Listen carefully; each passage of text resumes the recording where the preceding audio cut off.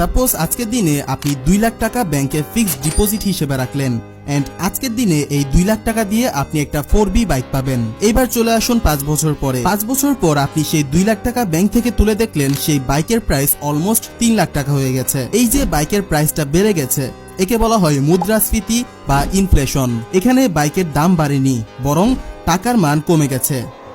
In the other hand 2020 সালে ডলারের rate ছিল 84 টাকা, মানে 2 লাখ টাকা দিয়ে আপনি তখন $2380 পেতেন।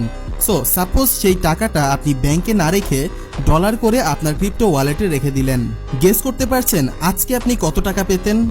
ইয়েস, আজকের দিনে ডলারের রেট 127 টাকা এন্ড সেই $2380 টাকাতে কনভার্ট করলে আপনি পেতেন 3,02,260 টাকা।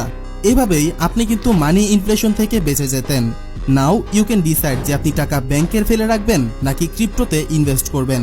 ক্রিপ্টো সম্পর্কে আরো জানতে ফলো দিয়ে রাখতে পারেন এবং টেলিগ্রামে জয়েন হতে পারেন।